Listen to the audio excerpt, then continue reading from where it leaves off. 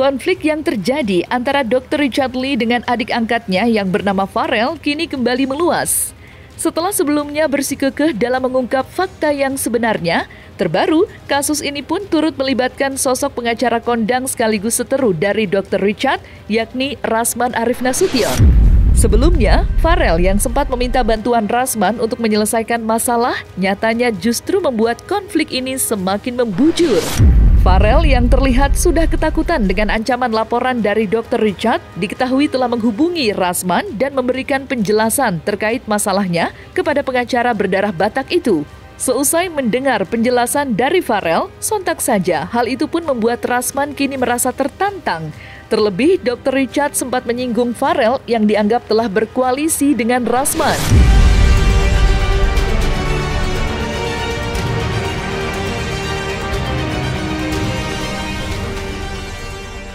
Dia bilang dia kaya, hebat, mau nunjuk jadi anak angkat.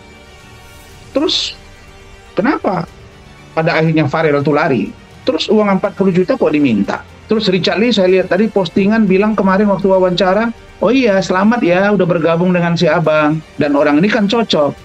Cocoknya maksudnya apa ini? Kau bagus-bagus Richard, bagus-bagus kau. Saya diam.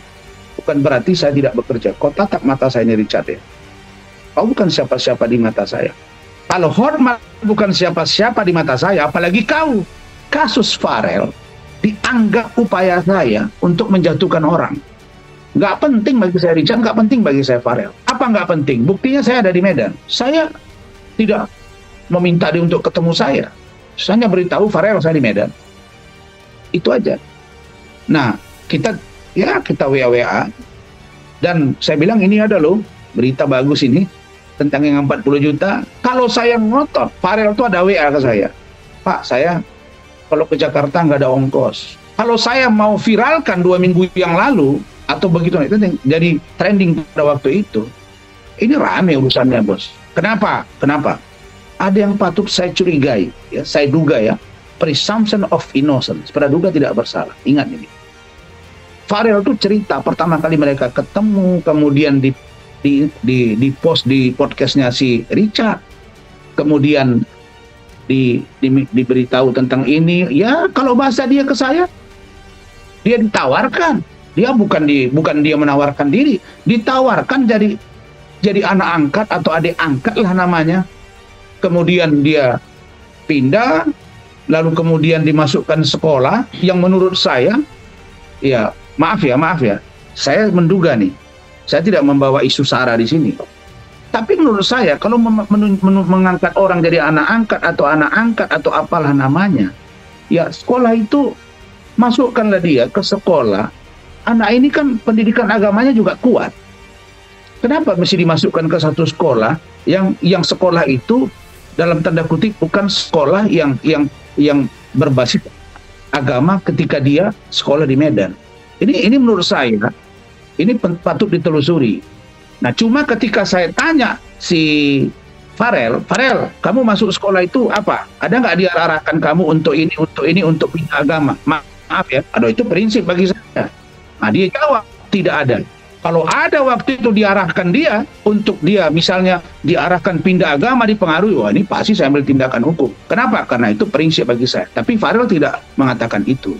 Nah, lalu kemudian saya tanya, kenapa Farel pergi? Nah, lalu kemudian Farel bilang, dia bilang Farel nggak betah. Kenapa nggak betah? Karena saya merasa sunyi. Nah, saya sendiri. Nah, terus uang-uang yang dikasih, yang ini masa diminta semua, dia ketakutan. Dikirimlah chattingan, ada seseorang yang nomor itu saya tahu bahwa itu orangnya Richard yang juga pernah bermasalah hukum. Saya baca, oh ini kirim foto orangnya ini ada. Itu saya kenal semua lah. Ya yang intinya itu minta uang kembali.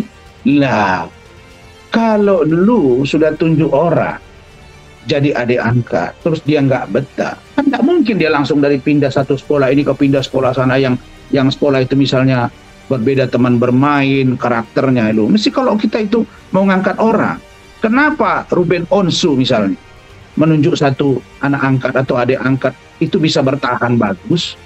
Kenapa kok si Richard Lee tidak? Artinya ada problem di situ gitu loh, sehingga anak ini tidak betah. Dan kalau kita mau nunjuk orang sudah dewasa, itu butuh psikolog, kasih dia pencerahan-pencerahan tentang ini tentang itu. Jadi dia tidak, nih akhirnya dia pulang, kemudian dia nggak mau lagi kembali karena menurut dia, kalau ibarat bahasa yang saya tangkap, kalau saya istilahkan ini sunyi dalam keramaian. Nah artinya bahwa dia itu, tetapi kenapa kok urusan 40 juta yang katanya kaya raya ditagih lagi gitu. Kalau mau jadi pahlawan, mau beramal, gak usah expose. Saya menangi kasus banyak yang orang nggak berduit, saya bantu Pak. Nah, saya bantu. Jadi saya hanya menunjukkan ke publik, lu itu ada masalah. Karena kalau ada upaya untuk membujuk rayu dia untuk menghantam Richard kan gampang bagi saya. Tapi ini begini, ini sekarang sudah naik berita. Iya, saya serahkan ke Farel. Nah, kalau memang Farel menganggap ini penting untuk dituntaskan, dihajar, ya udah saya akan hajar ini Richard secara hukum. Sementara itu, terlepas dari keterlibatannya dalam masalah antara Dr. Richard dengan Farel, Rasman Arif Nasution pun mengaku menomorduakan kasus tersebut dan memilih untuk mengutamakan perkara antara dirinya dengan Dennis Cariesta dan juga Samsul Caniago. Secara tegas, dirinya pun menyatakan bahwasannya tak lama lagi pihak kepolisian akan memanggil para lawan seterunya untuk menjalani pemeriksaan atas laporannya yang berada di Sumatera Utara.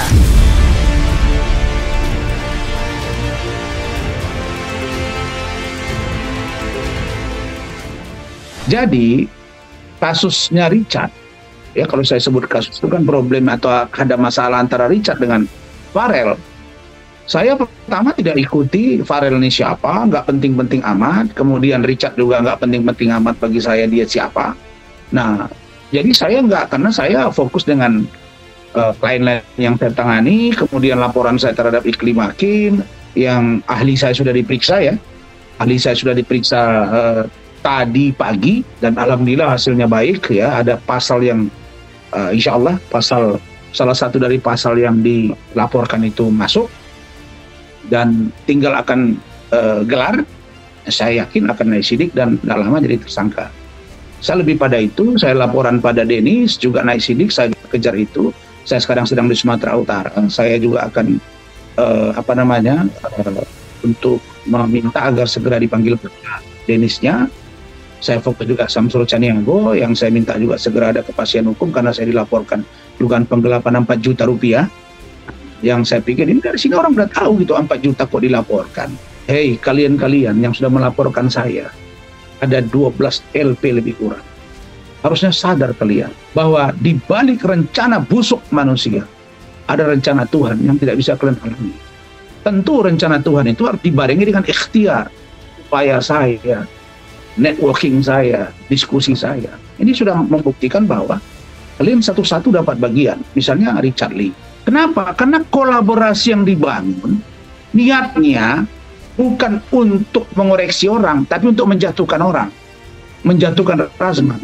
Alhamdulillah sampai hari ini saya masih survive dan kasus jalan terus, bahkan saya kemana-mana. Dan ada upaya-upaya untuk menjegal saya lah supaya ini, terus kalau bentar, kalau tersangka apakah hilang haknya? Kan enggak. Tersangka kan belum tentu terdakwa, belum tentu terpidana. Tunggu saja, serangan balik akan masuk kepada kalian. Jadi kalian ini satu-satu saya akan sikat.